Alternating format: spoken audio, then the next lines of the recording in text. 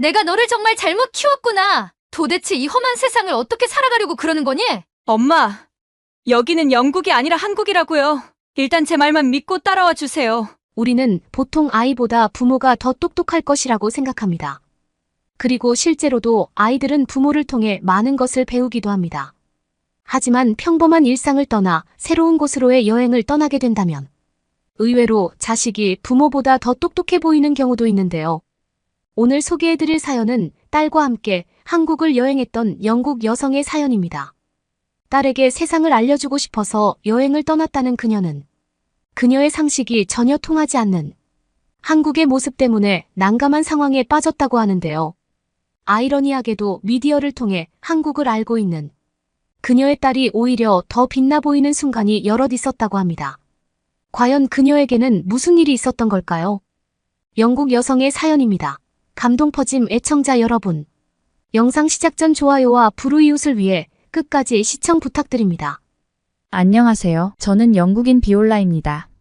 사춘기에 접어든 딸을 키우고 있죠. 세상의 모든 부모가 아마 저와 같은 마음일 거라 생각해요.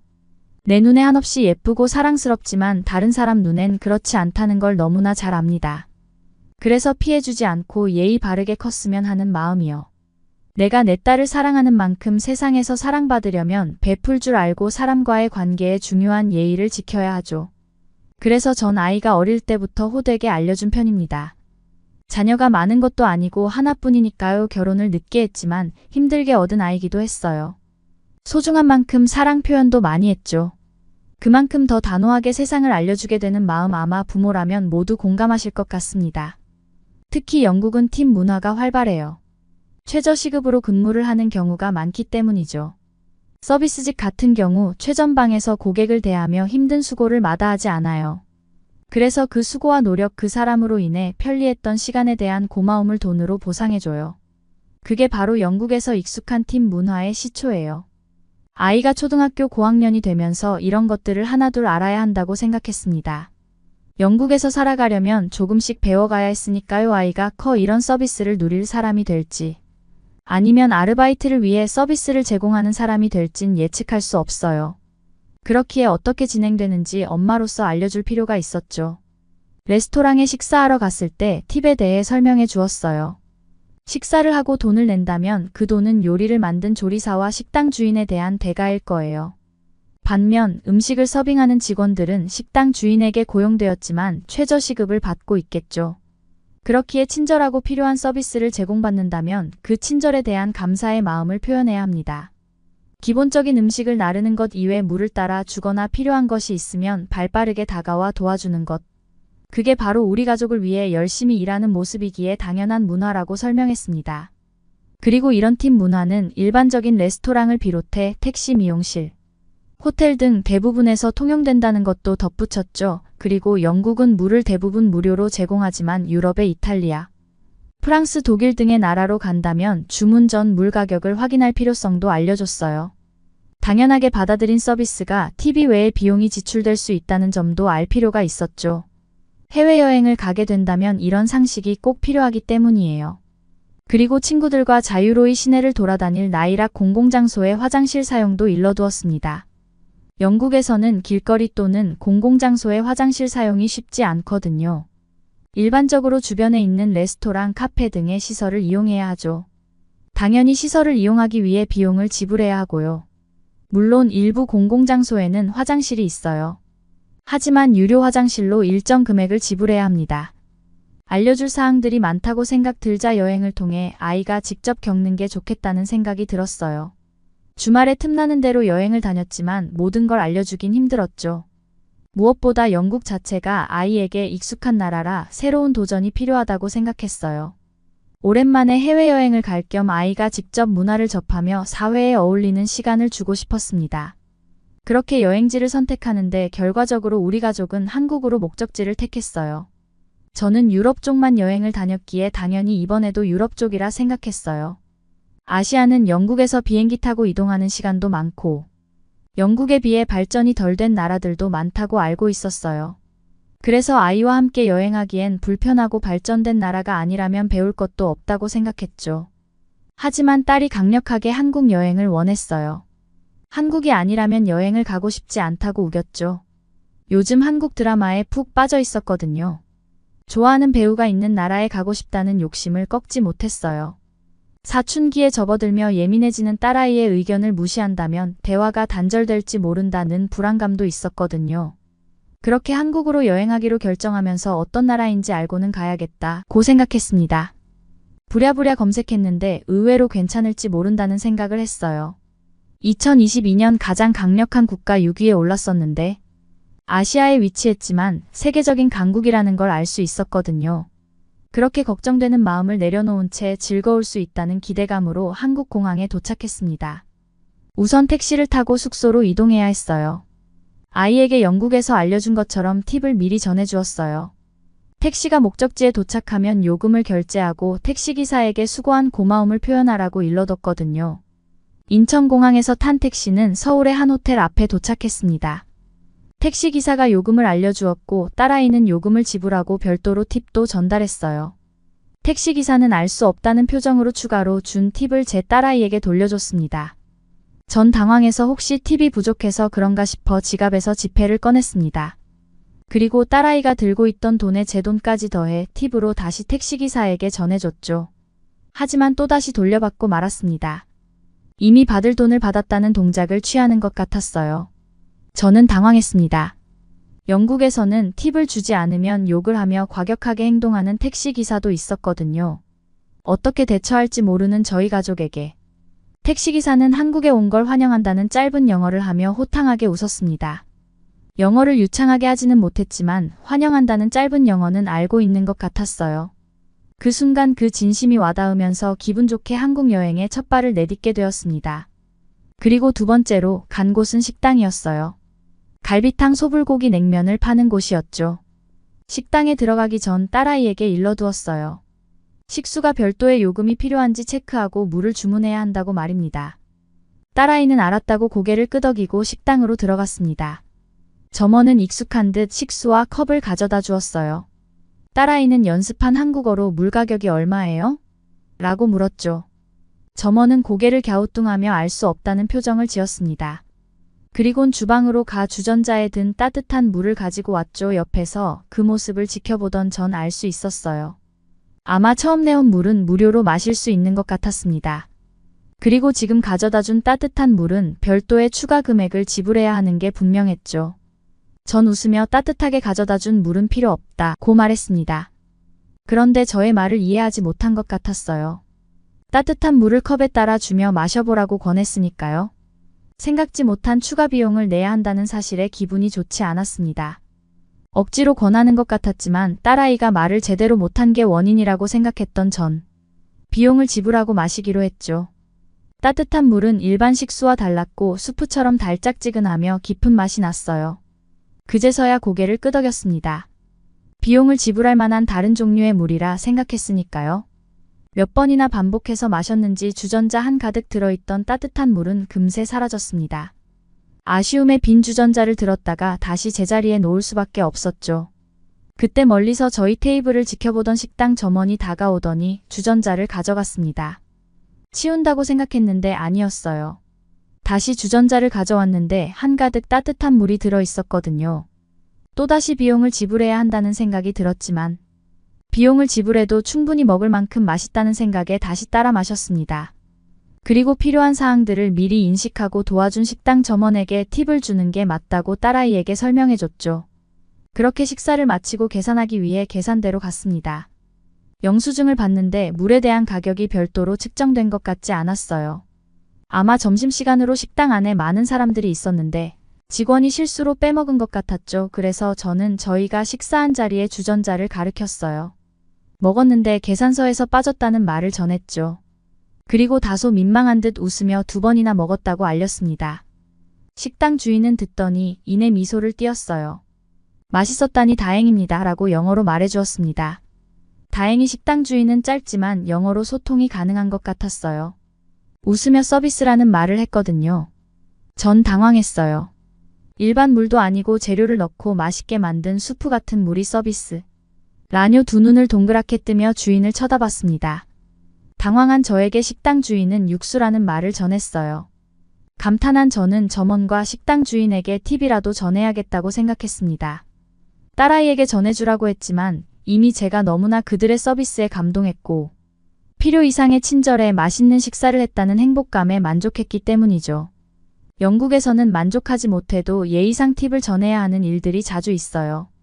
그에 반해 한국에서의 첫 식사는 상당히 흡족했고 그에 걸맞는 팁을 전하는 게 맞다는 생각을 했거든요. 그런데 식당 주인은 웃으며 거부했어요. 한국은 팁 문화가 없다는 짧은 말로 덧붙였습니다. 저는 놀라서 몇 번이나 정말요라고 물었어요. 제가 받은 서비스와 먹었던 음식에 비해 가격이 터무니없이 저렴했거든요. 식수도 무료이고 맛있는 육수도 무료인데 친절한 식당. 서비스까지 모두 무료라고 제가 영국에서 당연시하고 자라왔던 환경이 이상하게 느껴지는 순간이었습니다. 그렇게 식당 밖으로 나왔는데 딸아이에게 아무런 말도 할 수 없었어요. 영국에서 꽤나 예의 바르게 생활하고 팁 문화에 익숙했으며 유럽 여행을 많이 다녔던 저에게 한국의 문화는 처음 겪는 일이었기 때문입니다. 저 역시 너무 당황해서 딸아이에게 어떻게 설명해야 할지 알 수 없었죠. 그렇게 식당을 나와 광화문으로 목적지를 바꾸었습니다. 도심을 걸으며 서울을 느끼고 이야깃거리를 전환할 필요가 있었거든요. 팁 문화의 이유를 비롯해 익숙하게 만들기 위해 한국으로 여행을 왔는데 팁 문화가 한국은 전혀 없다는 걸 깨닫자 더 이상 할 이야기가 없었던 거예요. 팁이 아닌 다른 부분으로 아이에게 무엇이든 알려줘야 한다고 생각했습니다. 그렇게 광화문을 걷는데 갑자기 화장실이 가고 싶었어요. 식당에서 나온 지 30분이 채 되지 않아서 당황했어요. 여행지에 오면 화장실을 마음대로 사용하기 어렵다는 걸 아는 저는 식당에서 나오기 전 온 가족이 함께 화장실을 이용하고 나오거든요. 식당에서 계산을 하고 화장실을 다녀왔기엔 당연히 화장실이 급하지 않을 거라 생각했어요. 그런데 아니었죠. 한국 식당의 육수가 너무 맛있어서 많이 마셨더니 다시 화장실에 가고 싶어졌습니다. 당황한 전 주변 어느 가게로 들어가려 했어요. 커피를 사던 음료를 사던 그 가게의 화장실을 이용해야 했으니까요. 주위를 둘러보며 마땅한 가게를 찾는 저에게 물었어요. 무슨 일 있냐고 말입니다. 저는 화장실이 급하다고 말했어요. 그리고 깨끗한 화장실이 있을 법한 가게를 찾는다고 전했죠. 딸아이는 잠시만 기다리라고 말했어요. 그러더니 핸드폰을 켜고 주위에 이용할 수 있는 공공화장실을 찾았습니다. 공공화장실도 나쁘지 않다고 생각했죠. 가까운 곳이라면 빠르게 뛰어가고 싶을 정도로 급했거든요. 다행히 딸아이가 찾은 공공화장실은 서 있는 곳과 멀지 않았어요. 계단을 통해 지하로 내려가면 거의 바로 아래에 있었거든요. 그제서야 거리에 화장실 표기가 있는 걸 발견했죠. 화살표를 따라 계단을 내려갔습니다. 자연스럽게 화장실로 들어가면서 비용을 지불하기 위해 주머니에서 잔돈을 찾았어요. 손에 여유 있게 동전을 쥐고 화장실 입구를 지나 안으로 들어가는데 어디서도 입장료를 받는 사람이 없었습니다. 급했기에 못 보고 지나쳤어도 어쩔 수 없다고 생각했어요. 우선 급한 볼일을 보고 나가면서 미안하다고 말하고 비용을 지불해야겠다는 생각을 했죠. 휴지도 안에 있어서 기분 좋게 볼일을 마칠 수 있었어요. 공공화장실이지만 상당히 깨끗했고 휴지나 비누 같은 편의시설이 잘 갖춰 있었습니다. 그런데 나오면서도 비용을 지불할 곳을 찾지 못했어요. 두리번거리는 저를 본 딸아이가 한국 공공화장실은 무료야 라고 말했습니다. 전 또다시 놀란 눈을 하고 딸아이에게 말했어요. 정말이냐고 말이죠. 그제서야 딸아이는 저에게 웃으며 한국에 대한 여러 이야기를 전해주었습니다. 저는 한국이 경제성장이 꽤 된 선진국이라는 것 하나만 알고 왔지만 딸아이는 달랐어요. 한국 드라마를 좋아하고 한국 배우를 좋아하는 만큼 한국 문화도 어느 정도 알고 있었습니다. 어딜 가도 서비스에 대한 대가를 지불하는 팁 문화가 당연하다고 생각하는 저에게 그렇지 않은 나라도 있다는 걸 보여주고 싶었대요. 맞아요. 제 딸아이는 한국은 팁 문화가 아예 없다는 걸 알고 있었어요. 택시를 탔을 때 저에게 알았다고 답했지만 택시기사는 팁을 거절할 걸 알고 있었죠. 식당에서 물에 대한 추가 비용을 물었지만 딸아이는 물과 육수까지 무료라는 걸 알고 있었고요. 그리고 식당에서 베풀었던 친절한 서비스 역시 추가 대가를 바라지 않고 진심에서 나온 거라는 걸 모두 알고 있었던 거예요. 심지어 서울을 비롯한 한국 곳곳에는 공공화장실이 잘 조성되어 급하면 언제든 무료로 이용할 수 있다는 사실까지요. 저는 딸에게 세상이 어떻게 돌아가는지 알려주고 싶었어요. 받은 친절한 서비스는 팁으로 다시 보상해줘야 한다는 필요성까지도요. 하지만 오히려 딸에게 배움을 받아야 하는 상황에 놓였다는 사실이 부끄러웠습니다. 세상은 생각보다 넓었고 저는 영국과 유럽이라는 좁은 우물에서 세상 전부가 그런 것처럼 딸아이에게 가르치려 했던 거니까요. 전혀 다른 한국 문화에 감탄하고 한편으로는 부러운 마음도 들었습니다. 영국이나 유럽은 서비스에 대한 친절을 당연하게 받아들이지 못하고 지불해야 할 대가로 색안경을 끼고 바라보니까요. 하지만 한국은 달랐어요. 진심으로 서비스를 제공하고 무료로 누릴 수 있는 혜택도 질이 너무 좋아요. 한국에 일주일 머물렀는데 다시 또 가고 싶습니다. 그때 머물며 받았던 친절이 진심이라는 걸 아니까 틱 걱정 없이 저 역시 진심으로 감사하다는 말을 전하고 기분 좋게 머물 수 있었거든요. 그리고 이젠 딸아이가 저보다 세상에 더 빠르게 적응하고 잘 지낼 거라고 믿게 되었습니다. 모두 한국 여행 덕분이라 생각해요. 여러분은 이번 사연을 통해 어떤 것을 느끼셨나요? 딸의 교육을 위해 한국을 방문했지만 자신도 한국에서 많은 것을 배워간 영국 여성의 사연이었습니다. 여행을 통해 딸에게 다른 문화와 매너에 대해 가르치려고 노력하는 모습이 정말 보기 좋았는데요. 우리도 이렇게 자녀들을 위해 항상 열린 마음을 갖고 새로운 것을 가르치고 배워나가는 자세가 필요하다고 생각합니다. 하지만 그녀도 몰랐던 한 가지는 그녀의 상식이 한국에서는 전혀 통하지 않는다는 사실인데요. 한국에서는 영국처럼 서비스에 대해 팁을 주는 것이 관례가 아닙니다. 사실 특정 상황에서 팁을 억지로 주려는 행위는 무례하거나 공격적인 것으로 간주될 수도 있는데요. 택시기사나 식당 점원처럼 서비스를 제공하는 사람이라 하더라도 이미 자신의 업무에 대해 적절한 임금을 받고 일을 하고 있기 때문입니다. 그래서 한국에서는 함부로 팁을 주는 경우 그들을 무시하고 있거나 그들이 불쌍하게 보여진다고 생각될 수도 있는데요. 따라서 택시기사가 팁을 돌려준 것도 그런 이유 때문이었던 것 같습니다. 그 외에도 화장실이나 식수를 무료로 쉽게 찾을 수 있다는 점도 그녀의 상식을 벗어나는 일이었는데요. 한국인으로서 살아오고 있는 저로서는 이것이 상식이 아닌 곳에서 살아가고 있는 그녀가 조금은 안쓰러워지기도 하네요. 구독과 좋아요 부탁드리며 사연자분께 전해드릴 댓글도 남겨주시면 전달해드리겠습니다. 그러면 더욱 감동적인 다음 사연으로 넘어가겠습니다. 한국 사람들 냄새 안 난다는 거 다 착각 아니에요. 분명히 냄새가 나는데요. 암내는 아닌데 뭔가 냄새가 나요?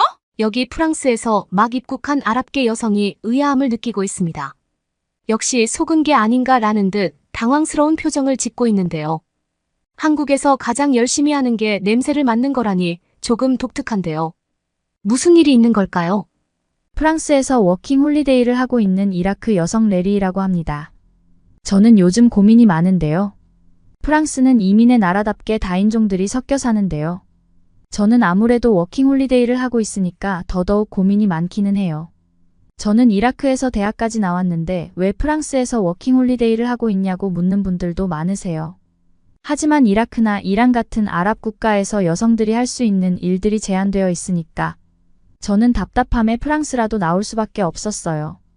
워킹 홀리데이를 하면서 저는 중국계 남자친구를 사귀었었는데요. 처음에는 마냥 좋았는데 좀 불편한 점이 있어요. 위생관리에 어떻게 이렇게까지 신경을 안 쓸 수 있나 싶어요. 물론 프랑스에서도 안 씻는 남자가 많지만 얘는 정말 심했어요. 애초에 씻어야 할 필요성을 전혀 느끼지를 못했어요. 데이트를 하러 나오면 머리가 다 떡져 있었어요.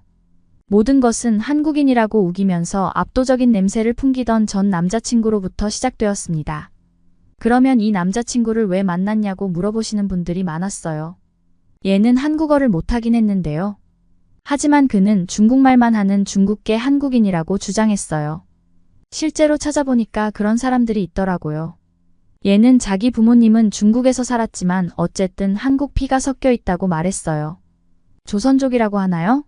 기본적인 자기관리도 소홀히 하고 길거리에 쓰레기를 버리고 심지어 제 몰래 다른 여성에게 추파를 던지기도 했습니다. 제가 이 당시에 미쳤었던 게 분명해요. 저는 한국 아이돌 샤이니를 엄청 좋아했는데요. 한국 남자라고 하니까 뭔가 환상에 빠졌었던 것 같아요. 그는 키가 작고 과체중으로 K-팝 아이돌의 이미지와는 전혀 어울리지 않았죠. 집에 돈은 좀 있었던 것 같아요. 그는 저처럼 워킹 홀리데이를 온 게 아니라 도피 유학을 온 거였는데 돈을 엄청 잘 썼거든요. 하지만 돈이면 뭐든 다 된다는 마음가짐을 항상 가지고 있었어요. 사람들에게 막대하고 돈을 넣어주면서 모든 일들을 해결하려고 했어요. 제가 좀 씻으라고 말하면 얘는 아시아는 다 이렇다고 말했어요. 인도를 예로 들면서요. 근데 이라크도 결국에는 아시아인데요. 이라크 사람들은 이 정도는 아니었어요. 특히 돈이 있을수록 더 열심히 씻으려고 해요. 건조한 나라라서 일단 냄새가 엄청나게 심하지도 않고요. 프랑스에서 대부분의 것들이 만족스러웠는데 냄새는 언제나 고통스러웠어요. 여러분들도 아시겠지만 여름에 서양으로 놀러 가게 되면 겨드랑이 냄새, 일명 안내 때문에 고통스러운 일들이 많잖아요. 저는 특히나 더 힘들었어요. 이라크에서는 생각해보면 냄새 때문에 고통스러운 순간은 별로 없었거든요. 어쨌든 이런 일들 때문에 저는 아시아권 나라에 대한 인식이 안 좋아졌는데요. 프랑스에서의 워킹 홀리데이 비자가 끝나가서 연장을 해야 할지, 다른 나라로 이동을 해야 할지 조금 고민하던 참이었어요. 그때 한국으로 가는 비행기표가 특가로 나와서 한국으로 일단 휴가를 갔다 와서 생각해야겠다고 했어요. K-팝에 대한 애정 덕분에 한국 문화에 매료되어 충동적으로 결정을 내린 것도 있었어요. 단순한 관광객이 아니라 새로운 경험과 관점을 찾기 위해 한국을 방문하기로 했습니다. 한국은 냄새가 나지 않길 바랄 뿐이었죠. 프랑스를 뒤로하고 비행기가 구름 위로 솟아오르자 설렘과 걱정이 뒤섞인 기분이 들었습니다. 변화를 갈망하는 마음과 음악과 미디어를 통해서만 접했던 문화에 대한 매혹에 이끌려 한국 방문을 즉흥적으로 결정했습니다. 대한민국의 수도인 서울에 도착했을 때 마치 다른 세계에 들어선 것 같았습니다. 저는 프랑스가 세상에서 가장 발전한 나라라고 생각했는데요. 서울은 그 이상이었어요. 모든 게 높고 컸어요. 작은 건 도로밖에 없었어요. 북적이는 거리와 우뚝 솟은 고층 빌딩. 바쁘게 움직이는 사람들의 윙윙거리는 소리로 도시의 활기찬 에너지를 느낄 수 있었습니다. 모든 것이 질서정연하고 빠르게 돌아가는 것처럼 보였지만 그 모든 것을 하나로 묶어주는 근본적인 조화가 있었죠. 가장 기억에 남는 순간 중 하나는 지하철에서 캐리어를 들고 길을 잃었을 때였어요. 저는 무거운 캐리어를 옮기지도 못하고 이동도 못하고 있었죠. 숙소를 찾으러 지하철을 타야 하는데 도저히 어느 방향으로 가야 할지 감이 오지 않았어요. 당황한 제 모습을 본 한 한국인 남성이 친절한 미소를 지으며 다가왔습니다. 그는 유창하게 영어를 구사하며 친절하게 도움이 필요한지 물었습니다. 이라크에서는 남자한테서 이런 친절을 받아본 적이 없어요. 설령 받는다고 하더라도 언제나 조심하고 의심해야 된다고 배웠었죠. 하지만 이곳에서는 개방적이고 기꺼이 도와주려는 태도에 놀라움을 금치 못했습니다. 그는 길을 알려줄 뿐만 아니라 지하철에서 캐리어를 아래층까지 옮겨주기까지 했어요. 물론 냄새도 안 났고요. 그의 진심 없는 어린 따뜻함과 친근함은 믿을 수 없을 정도로 신선했습니다. 제가 만났던 중국인과는 차원이 달라 보였어요. 물론 한국 아이돌이랑 똑같은 외모는 아니었지만 확실한 건 키는 중국인보다 커 보였어요. 제가 보기에는 엄청 멋있어 보였고요. 서울의 가장 인상적인 모습 중 하나는 청결함과 정돈된 모습이었습니다. 무질서한 아름다움이 매력인 이라크에서 온 저에게 서울의 깔끔한 거리와 효율적인 대중교통은 놀라움 그 자체였습니다. 혼잡한 장소에서도 질서가 있고 공유 공간에 대한 존중이 느껴졌습니다. 하루가 지나고 몇 주가 지나면서 저는 이 도시와 깊은 유대감을 느끼기 시작했습니다. 전통과 현대가 조화를 이룬 서울은 제게 흥분과 안정을 동시에 주는 리듬을 가지고 있었습니다. 과거를 단순히 기억하는 것이 아니라 기념하고 미래를 두 팔 벌려 포용하며 매 순간을 목적의식과 기쁨으로 살아가는 곳이었죠. 하지만 서울에서 냄새가 안 났던 건 아니에요. 서울에서도 뭔가 냄새가 났어요. 암내와는 다른 냄새였죠. 중국인 남자친구한테서 났던 냄새도 아니었어요. 뭔가 묘한 냄새가 났어요. 저는 처음에는 제가 외국에서 왔으니까 저한테 나는 냄새인가 했는데요. 아니었어요. 정말 모든 한국 사람들한테서 이 향이 났어요. 궁금한 저는 인터넷에 쳐봤는데요. 이건 마늘향이었어요. 향신료와 향이 다양한 이라크에서 온 저에게는 새로운 경험이었습니다. 전 처음에는 부정했어요. 아니, 사람한테서 마늘향이 난다는 게 이상하잖아요. 마늘향 향수를 뿌리는 독특한 습관이 있는 것도 아니고요. 불쾌하지는 않았지만 확실히 독특한 향이었어요. 저한테는 뭔가 좀 맵다고 느껴지기도 했거든요. 그런데 찾아보니까 왜 이 사람들이 마늘 향이 나는지 알았어요. 마늘을 정말 많이 먹었어요. 본인들은 많이 먹는다고 인지도 못하는 것 같았지만요. 마늘치킨부터 해서 저한테는 김치의 주재료가 마늘인 것처럼 보였어요. 어느 음식을 먹던지 간에 마늘이 가득한 게 보였죠. 거의 마늘찌개라고 생각이 들 정도였어요. 하지만 한국 사람들은 개의치 않더라고요. 저는 프랑스 워홀에서 만났던 친구를 만날 일이 있었는데요. 이 친구랑 마늘치킨을 먹으면서 얘기를 했어요.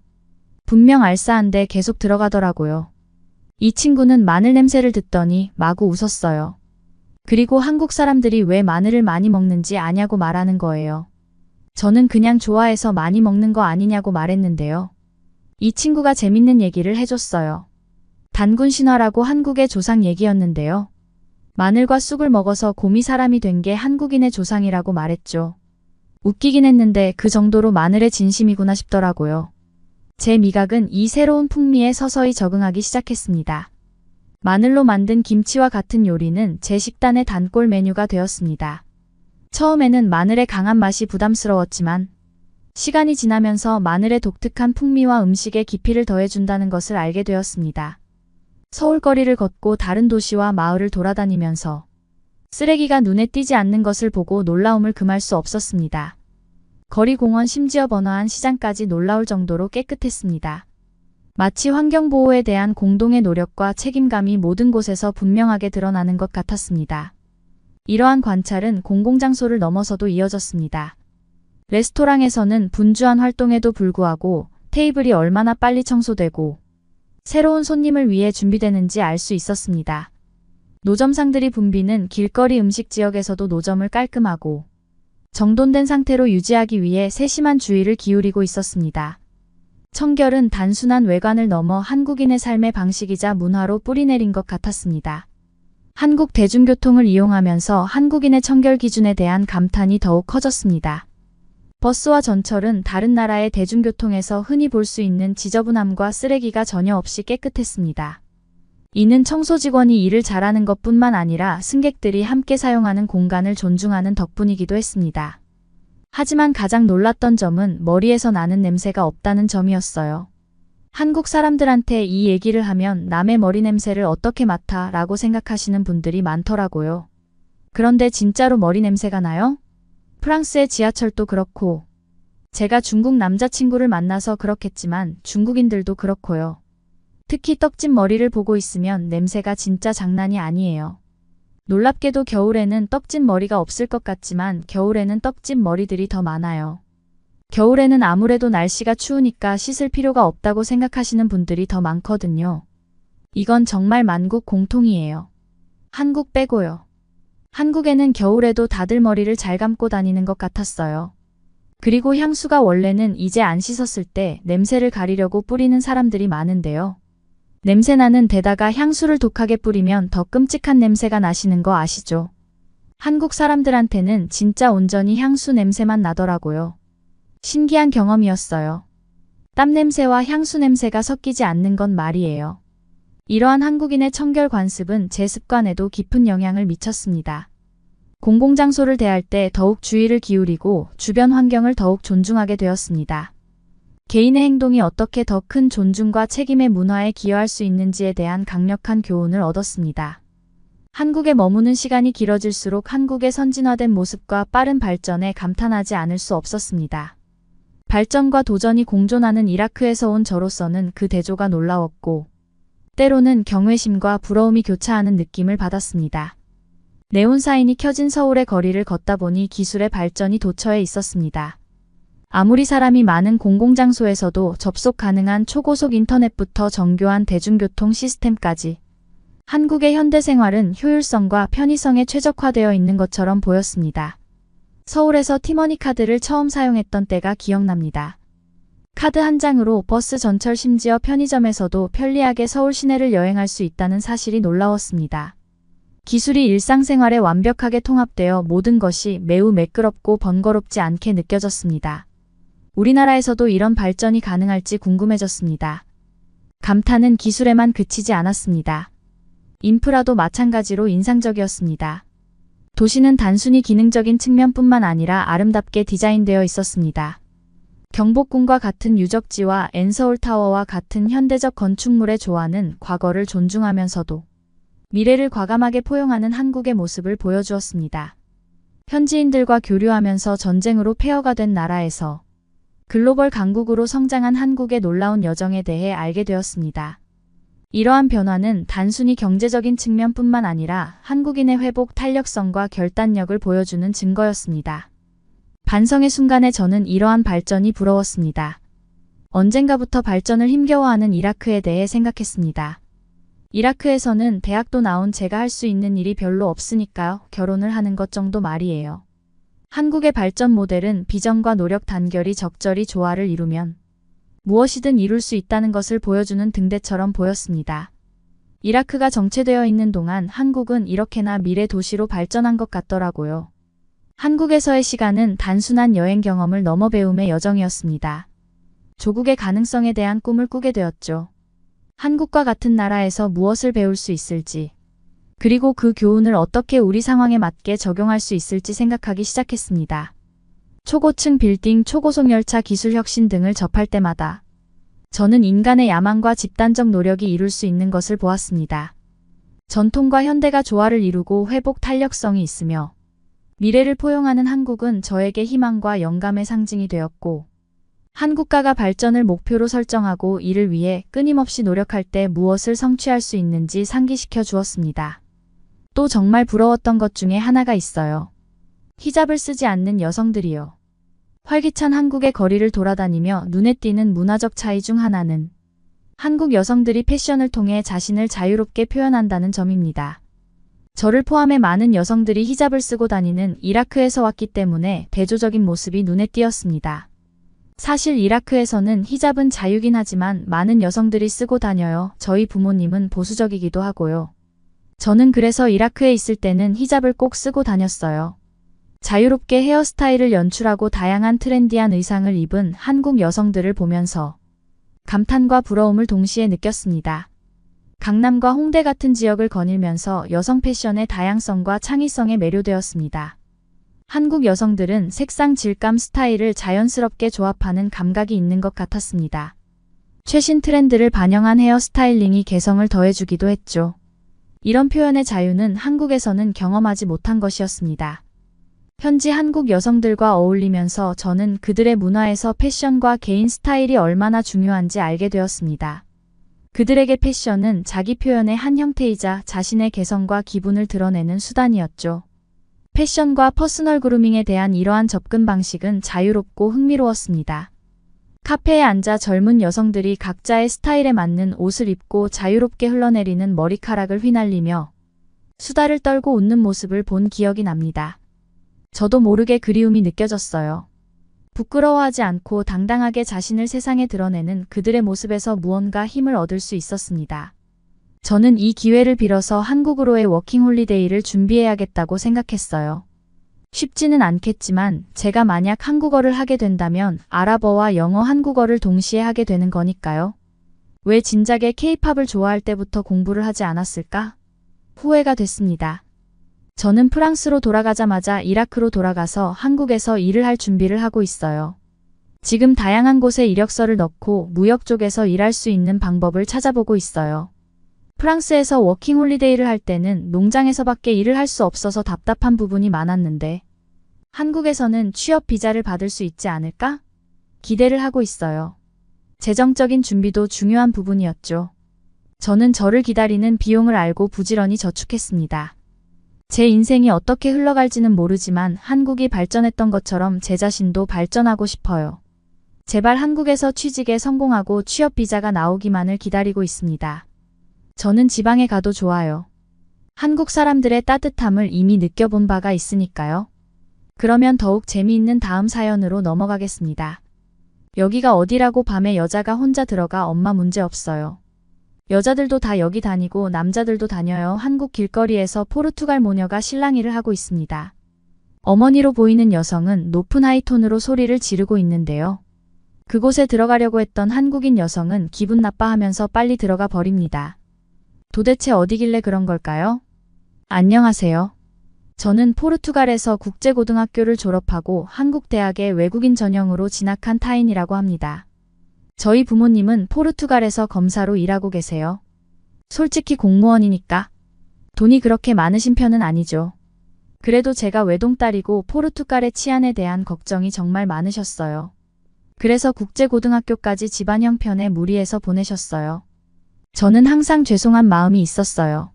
물론 제가 엄청나게 예쁜 편은 아니었지만 외모도 나쁘지 않아서 부모님이 더 걱정이 많으셨어요. 무리해서라도 부모님은 미국에 있는 대학에 보내려고 하셨는데요. 저한테는 미국도 어차피 총기가 있는 나라였어요. 저는 한국으로 가고 싶다고 말했어요. 저희 부모님은 걱정이 정말 많았어요. 아무래도 포르투갈의 치안이 좋은 편은 아니고 검사로서 포르투갈의 다양한 범죄를 너무 많이 보신 탓이겠죠. 그래서 언제나 제가 포르투갈을 떠나서 살길 바라셨어요. 물론 그게 한국은 아니었겠지만요. 저는 공부를 열심히 하는 편이었지만 엄마 아빠의 속을 썩이는 문제가 있었어요. 한국 드라마의 세계에 푹 빠져 부모님의 걱정을 사기도 합니다. 저는 한국 드라마 속 여자 주인공들이 밤에 혼자 술을 마시고 직업인으로서 성공하는 모습이 너무 좋았어요. 포르투갈에서는 할 수 없는 일들이니까요. 매일 밤 가족이 잠든 사이에도 저는 잠에서 깨지 않고 최신 한국 드라마에 눈을 고정하고 대사와 표정 하나하나에 집중했습니다. 부모님은 제가 한국어를 유창하게 구사하는 것을 보고 감탄하면서도 두려움을 느꼈습니다. 부모님의 생각과는 다른 삶을 사는 거였으니까요. 성적표가 도착하고 영어와 다른 과목의 성적이 떨어지면서 집안의 긴장감은 커졌습니다. 저녁 식탁에서의 대화는 종종 저의 미래에 대한 논쟁으로 바뀌었습니다. 소피는 딸이 드라마를 즐기면서도 공부에 집중할 수 있도록 보다 균형 잡힌 접근법을 제시하며 딸을 지도하려고 노력했습니다. 하지만 파이나의 결심은 더욱 굳어졌습니다. 엄마는 저에게 한국 드라마보다는 공부에 집중하라고 설득하지만 소용이 없습니다. 저의 결심은 오로지 한국어를 마스터하는 것뿐이었고 어차피 영어는 학교에서 어느 정도 하니까 상관이 없었어요.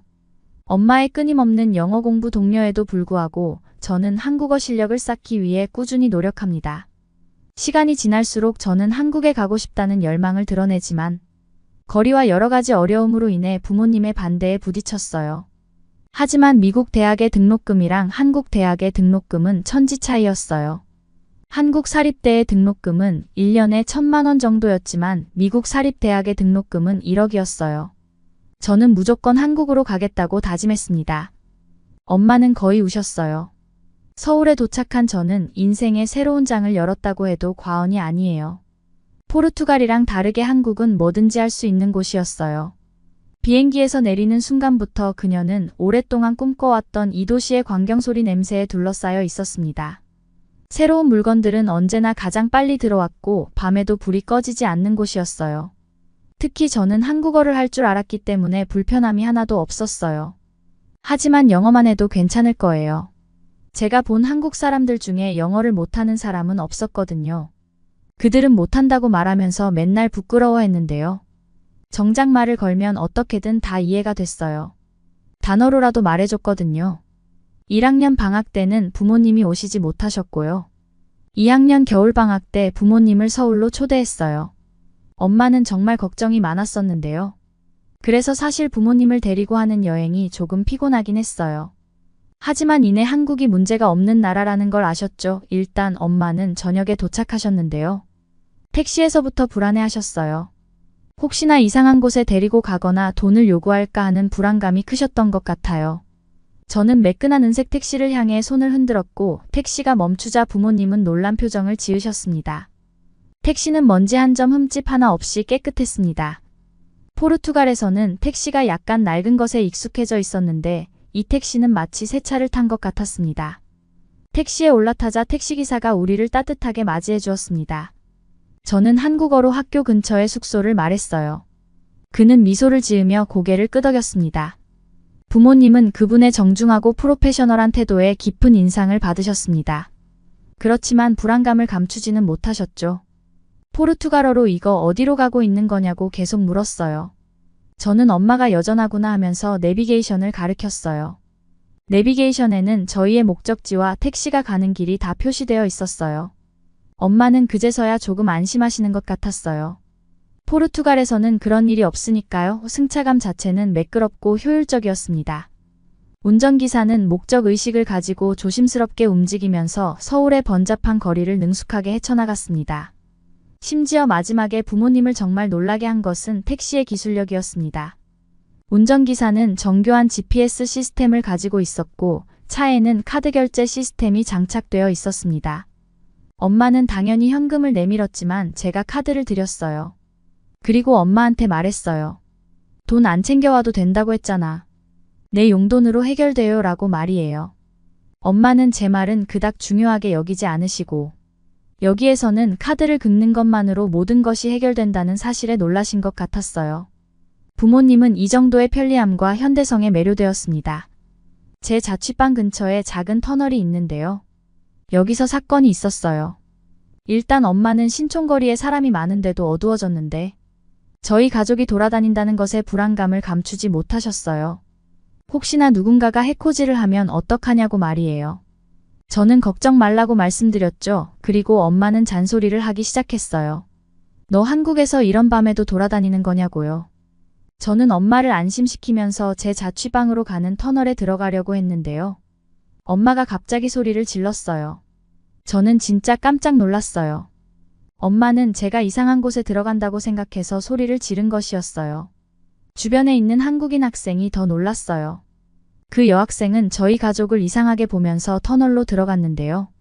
엄마는 그제서야 조금 머쓱해했지만 터널 말고 다른 곳으로 들어가면 어떠냐고 물어봤어요. 저런 곳을 여자 혼자서 들어가도 되는 거냐고 말이에요. 아빠는 그냥 들어가도 괜찮을 것 같다고 했지만요. 저는 부드럽게 엄마 아빠 괜찮아요. 서울은 밤에도 정말 안전해요 라고 안심시켰습니다. 저는 한국 특히 서울이 범죄율이 낮고 치안 수준이 높기로 유명하다고 설명했습니다. 친구들과 함께 밤늦게까지 거리를 돌아다니고 24시간 영업하는 카페를 방문했지만 단 한 번도 위협을 느끼거나 안전하지 않다고 생각한 적이 없었다는 이야기를 들려주었습니다. 엄마의 걱정을 조금이라도 덜어주기 위해 길모퉁이에 설치된 보안 카메라와 지역 경찰관들이 가끔 순찰을 돌고 있다는 점을 지적했습니다. 엄마는 제 설득에 터널로 들어가셨는데요. 그제서야 별일이 아니라고 생각하시는 것 같았어요. 소리는 조금 울렸지만 조명이 잘 되어 있어서 걱정할 만한 일이 생기지는 않았거든요. 포르투갈에서 밤에 조심해야 하는 것에 익숙한 부모님은 본능적으로 소지품을 꽉 쥐었습니다. 여기저기 가로등 몇 개만 켜진 어두운 길은 부모님의 불안감을 더 키우는 것 같았습니다. 포르투갈에서 해가 지고 이런 터널에 들어가는 거요. 나를 잡아가라는 행위였죠. 하지만 여기는 다르죠. 한국이잖아요. 계속 걷다 보니 사람들의 긴장이 풀리고 소지품을 움켜쥐 손이 느슨해지는 것을 볼 수 있었습니다. 한때 두려움의 원천이었던 밤의 고요함은 서서히 평화로운 경험으로 바뀌었습니다. 분주한 고향에서는 경험하기 힘든 평온함을 만끽하기 시작했습니다. 엄마의 걱정은 끝나지 않으셨는데요. 엄마는 한국의 친구들을 만나보고 싶다고 했어요. 저는 조금 미안했어요. 저희 부모님의 걱정을 덜어드리기 위해 친구들이 고생을 해야 하는 거잖아요. 우리는 서울의 아늑한 카페에서 친구들을 만나기로 약속했는데 그곳은 제가 애들이랑 밤샘 공부를 하던 곳이었어요. 카페에 들어서자 친구들이 반갑게 맞아주었고 친구들의 미소와 공손한 인사에 부모님은 안심하셨어요. 처음에는 문화적 차이에 대해 걱정하셨던 어머니는 저와 친구들이 교류하는 모습을 지켜보셨습니다. 어머니는 친구들의 웃음과 공유된 이야기 그리고 그들이 저에게 보여준 진심 어린 배려를 보셨어요. 오후가 되자 처음에 긴장하셨던 어머니의 표정은 안도감과 기쁨으로 바뀌었습니다. 어머니는 제 친구들의 친절과 환대에 깊은 감동을 받으셨죠. 어머니는 친구들이 저를 배려하는 모습과 세심한 배려, 그리고 제가 한국에 잘 적응했다는 걸 알고 안심하셨어요. 제 친구 중 한 명인 서준이는 어떻게 노는지에 대해 즐겁게 말을 했어요. 또 다른 친구인 혜진이는 대학 프로젝트에 대해 이야기하며 시험과 마감일 동안 서로를 어떻게 지원했는지 이야기했습니다. 저는 친구들한테 너무 고마웠어요. 그랬더니 친구들은 웃으면서 너네 부모님이면 우리 부모님이기도 하다고 말했어요. 저는 감동받았어요. 혜진이는 심지어 엄마한테 포르투갈에 가면 관광을 시켜달라고 말했어요. 이를 본 엄마는 제가 한국에서 제2의 가족을 찾았다는 사실을 깨달으셨죠. 한국에서의 생활이 풍부한 경험과 배움으로 가득 차 있고 무엇보다도 저를 아껴주는 사람들로 둘러싸여 있다는 것을 이해하셨죠. 이 깨달음은 어머니의 어깨를 한결 가볍게 해줬고 자식을 키우는 엄마만이 짊어질 수 있는 걱정의 무게를 덜어주었습니다. 엄마의 걱정을 덜고 나서야 본격적으로 관광을 할 수 있었는데요. 문제가 하나 생겼어요. 아빠가 포르투갈에서 먹던 음식들을 그리워하셨어요. 아빠는 괜찮다고 어디서 포르투갈 향신료들을 구하냐고 말했는데요. 저는 웃으면서 말했어요. 걱정 말라고요. 한국에는 없는 게 없다고 말하면서 내일 아침을 제가 대접해드리겠다고 했어요. 아빠는 포르투갈에서도 요리를 못하던 애가 어떻게 대접하냐고 하면서 안 믿는 눈치였어요. 하지만 저에게는 배달 서비스가 있었죠. 휴대폰을 훑어보다가 쿠팡 앱에 담긴 향신료와 허브의 생생한 이미지가 눈에 들어왔습니다. 서울에 살면서 당일 배송의 편리함에 익숙해졌지만 오늘은 특별했습니다. 포르투갈 향신료를 찾는 미션이 있었잖아요. 아빠는 믿지 않으면서 제 뒤에서 핸드폰을 기웃기웃댔어요. 그리고 포르투갈에서 익숙한 재료들을 핸드폰으로 찾는 게 신기한 듯 뒤에서 계속 말했어요. 그리고 거짓말 치지 말라고 했죠. 저는 포르투갈 향신료를 검색하면서 손가락이 화면 위에서 춤을 추듯 앱을 두드렸습니다. 놀랍게도 몇 가지 옵션이 떠올랐어요. 불맛이 나는 고추 향긋한 컬러라우 독특한 향의 향신료가 있었습니다. 신이 나서 장바구니에 담았습니다. 맛을 서울에서 다시 맛볼 수 있다는 생각에 가슴이 두근거렸습니다. 아빠랑 엄마는 여전히 믿지 않으셨어요.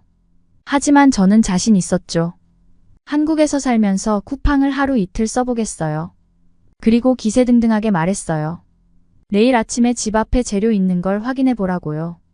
다음날 아침 저는 제가 제일 일찍 일어났을 줄 알았는데 부모님은 벌써 일어나 계셨어요. 너무 궁금하셨대요. 진짜로 물건이 오는지가요. 부모님은 새벽같이 도착한 배달원들을 보고 감탄을 하셨어요. 재빨리 물건을 가지고 들어오신 다음에 제가 깰 때까지 기다리셨대요. 서울에서는 그럴 필요가 없다고 말씀드렸어요. CCTV가 많아서 누가 훔쳐가면 바로 잡을 수 있다고요. 그리고 한국은 포르투갈보다 훨씬 잘 살아서 이런 택배를 훔쳐가는 사람이 없다고 말씀드렸어요. 주문을 확인하면서 쿠팡의 당일 배송 효율성에 감탄했습니다. 빠진 게 없이 잘 왔어요. 포르투갈에서는 이렇게 빨리 물건을 받아볼 수 있는 시스템이 없거든요. 저는 엄마한테 한국 교통 인프라가 잘 발달해서 이게 가능하다고 말씀드렸어요. 제가 아침을 해드렸더니 아빠는 정말 좋아하셨어요. 설거지를 다 하고 나서 나갔는데요. 아침 공기가 상쾌하고 유난히 조용했는데 밖에서 부모님의 흥분된 목소리가 들렸습니다. 창문으로 달려가 보니 부모님이 현관 앞에 서서 신기한 듯 눈을 크게 뜨고 계셨습니다. 한국에서 처음 맞는 겨울이었는데 하룻밤 사이에 세상이 새하얀 캠퍼스로 변해버린 것이었죠. 포르투갈에서 사진으로만 보던 눈이 이제 눈에 보이는 모든 것을 덮었습니다. 이것 좀 봐. 타이나 아버지는 차가운 공기 속에서 입김이 구름을 만들며 외쳤습니다. 아버지는 눈을 조심스럽게 만지며 어린아이 같은 미소를 얼굴 가득 퍼뜨렸어요. 어머니도 마찬가지로 넛을 잃고 눈을 한 줌 떠서 그 부드러움에 감탄했습니다. 부모님은 더운 나라에서 사셨으니까 눈을 처음 보셨거든요. 그 모습을 보면서 저는 즐거움과 사랑이 섞인 따뜻한 기운이 제 안에 퍼지는 것을 느꼈습니다. 부모님이 처음으로 눈을 경험하신 순간은 영원히 기억에 남을 것입니다. 그날 늦은 오후 밖으로 나갔을 때 이웃들이 보도와 차도에서 눈을 치우느라 분주하게 움직이는 것을 보았습니다. 모두가 불평 한마디 없이 힘을 보태는 공동의 노력이었습니다. 그 광경은 저에게 큰 감동을 주었습니다. 엄마는 진심으로 감동받으셨어요. 한국 사람들의 책임감과 배려의 말이에요. 포르투갈이었으면 아무도 치우지 않았을 거라고 말하면서요. 저는 부모님에게 선물을 해드리고 싶었어요. 부모님의 낡은 핸드폰이 눈에 띄었죠. 그는 엄마 아빠 몰래 삼성 스마트 스토어에 갔어요. 서울의 전형적인 저녁이었고 도시의 불빛이 별처럼 반짝이며 제 마음속의 설렘을 반영하고 있었습니다. 저는 몇 달 동안 유학원에서 포르투갈어와 영어를 통역하는 시간제 통역 아르바이트를 할 수 있었어요. 이 일은 단순히 한국에서 생계를 유지하기 위한 수단이 아니라 포르투갈에 뿌리를 둔 제 삶과 한국에서의 새로운 삶을 연결하는 달이었습니다. 월급을 받을 때마다 작은 승리처럼 느껴졌고 제 노력과 자립심을 증명하는 증거가 되었습니다. 저는 돈을 충분히 모았고 그 돈으로 무엇을 하고 싶은지 정확히 알고 있었습니다. 불평은 없으셨지만 저는 그 한계로 인해 어려움을 겪고 있다는 것을 알았습니다. 세련된 디자인과 첨단 기술은 부모님이 사용하던 것과는 거리가 멀었습니다. 저는 사용자 친화적이면서도 모든 최신 기능이 탑재된 완벽한 모델을 고르는 데 오랜 시간을 보냈습니다. 부모님의 손안에 세상을 선물하고 싶었습니다. 구매를 완료하고 나니 뿌듯함이 밀려왔어요. 그리고 부모님께 선물로 드렸죠. 부모님은 그런 비싼 휴대폰은 처음 사용해 보시는 것이었어요. 언제나 저를 위해서는 투자를 아끼지 않았지만 본인들을 위해서는 쓴 적이 없으시거든요. 이것은 단순한 선물이 아니라 저의 노력과 여정 부모님에 대한 사랑을 상징하는 것이었으니까요. 엄마는 휴대폰을 받자마자 이런데 돈을 쓴다고 화를 내셨어요. 하지만 입꼬리는 올라가 계셨죠. 전 엄마의 애정 표현이라는 것을 알았어요. 아빠는 정말 좋아했어요. 포르투갈 가면 이거 누가 훔쳐가면 어떡하냐고 걱정을 하셨죠. 정말 뿌듯했어요. 엄마는 떠나면서 신신당부하셨어요. 꼭 학위를 따고 오라고요. 그리고 엄마가 잘못 생각했다 고 말했죠. 한국에서 졸업하고 꼭 한국에서 직업을 얻었으면 좋겠다고 말했어요. 한국이 이렇게나 우리 가족을 행복하게 만들어줄지 몰랐다고 하면서요. 치안이 불안정한 나라에서 한국으로 보낸 것에 대해 엄마는 안도하셨어요. 한국은 제가 정말로 커리어우먼이 될 수 있는 곳이라는 걸 엄마는 아셨으니까요. 저도 남은 학기를 더 열심히 공부해서 꼭 한국의 기업에 취직할 거예요. 여러분은 어떻게 보셨나요? 응원과 격려의 한마디씩을 댓글로 남겨주시기 바랍니다. 사연자분들에게 전달해드리겠습니다. 실제 사연 제보를 받고 있습니다. 채택되신 분께는 작은 선물도 보내드리고 있습니다. 저희의 사연이 여러분의 하루에 작은 힘이 될 수 있었으면 좋겠습니다. 감동적인 사연을 주변 분들과 이야기 나눠보세요. 더욱더 좋은 영상으로 다시 찾아뵙겠습니다.